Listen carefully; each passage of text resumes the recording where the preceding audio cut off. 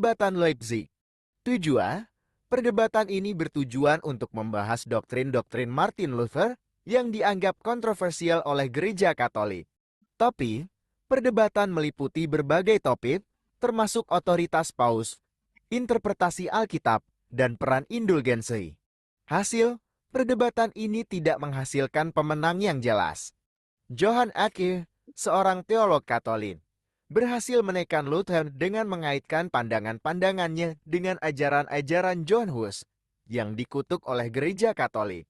Namun, Luther tetap teguh pada keyakinannya dan menolak untuk menarik kembali pernyataan-pernyataannya. Kekecewaan Martin Luther. Perdebatan tidak menghasilkan perubahan. Luther mungkin merasa kecewa karena perdebatan tidak menghasilkan perubahan signifikan dalam pandangan Gereja Katolik terhadap ajaran-ajarannya. Penghukuman oleh Paus. Setelah perdebatan, Paus Leo X mengeluarkan bula kepausan yang mengutuk Luther sebagai bidak.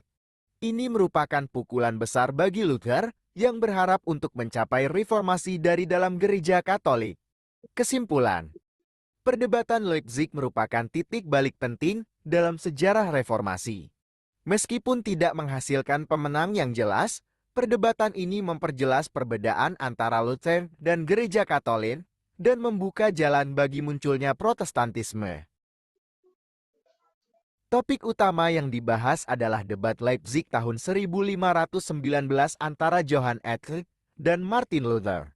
Perdebatan ini membahas doktrin-doktrin Martin Luther yang dianggap kontroversial oleh Gereja Katolik.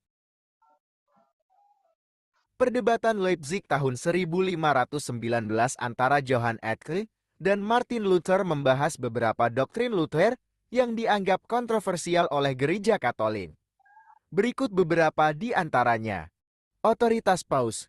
Luther mempertanyakan otoritas Paus dan menekankan bahwa Alkitab adalah satu-satunya sumber kebenaran. Interpretasi Alkitab. Luther percaya bahwa setiap orang berhak menafsirkan Alkitab sendiri, tanpa perlu melalui penafsiran Paus atau para imam.